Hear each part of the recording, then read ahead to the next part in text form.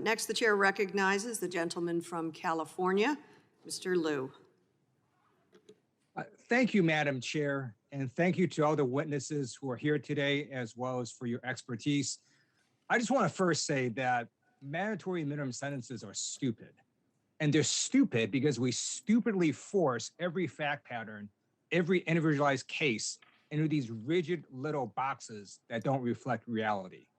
The whole reason we have judges and juries and prosecutors and defense attorneys instead of robots and computers is to provide individualized justice for each unique case. Mandatory minimums strip that away. It's had devastating consequences for society and overly harsh punishments. I'm a former prosecutor in the United States military. We didn't have mandatory minimum sentences for drug offenses. And we're talking about folks that fly fighter jets with weapons on them, drive tanks, sit in missile silos. We didn't have individualized or mandatory minimum sentences because we believe in individualized justice. So should the federal civilian side. And I look forward to working in the committee to eliminate mandatory minimum sentences for drug offenses. What I'd like to focus on today is pretrial detention.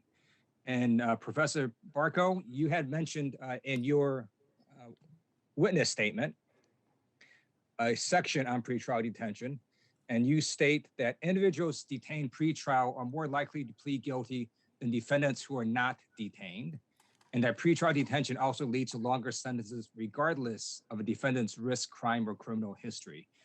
Can you elaborate on why that is? Yes, thank you, Representative Lieu, for the question. I think that what we see when people are detained pretrial is they would like to leave.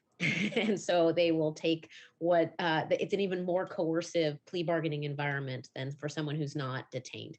If you're thinking about fighting your case, but you're under detention and you're offered any kind of time served sort of thing, people are more likely to take it. So they take worse deals, they get longer sentences as a result. And then the other thing we know about pretrial detention is that it is really disruptive on people's lives, right? If you take somebody who was working, their employer is unlikely to keep them, even if they're just detained a short period of time. It's not something that they're particularly forgiving about. Hey, I've got to serve out a little bit of time in jail. Can I still keep my job? The answer is typically no. So they lose their jobs. They often get evicted from their housing. These are people that are living at the margins. They lose custody of their children. So it's an enormous disruptive event in somebody's life. So separate and apart from whatever they're accused of doing, when you detain them pre-trial and you take them away from all of those things, their job, their housing, their children, you can see why when they are ultimately released from that, it's harder to get on a path to stay law abiding. So they're actually at an increased risk of committing crimes than if we just kept them out in the first place and didn't detain them. And we have lots of evidence from the states now, places that are reforming their pretrial detention practices, where they're really lowering their detention numbers and crime rates are going down, they're saving money. Again, it's one of those win-win areas. I thank you, Professor Barco. I gather from your answer that you believe that pretrial detention reform, also known in some places as bail reform, would be a critical part of sentencing reform. I think it's urgent, absolutely 100%.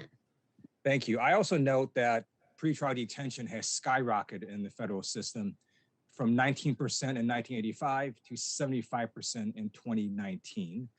In addition, federal pretrial detention rates are much higher than states. We're at about 75% compared to 38% for states with large urban counties. And that's one reason I've introduced the pretrial reform bills. I have two of them, and I look forward to working with this subcommittee to get those bills marked up. And then I'd like to ask a question of Ms. Gibbons. First of all, thank you for your service as a federal public defender. Can you explain a little bit what the effect of pretrial detention has on some of your clients who, let's say, are unable to leave pretrial detention?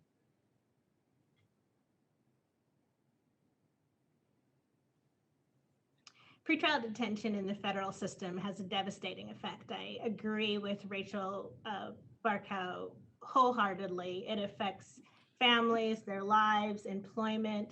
But most importantly, I think we need to look at the data, which is if you release people pre-trial, they don't abscond and they're not a community safety risk, which are the only two questions that you're supposed to be answering at a pre-trial detention hearing.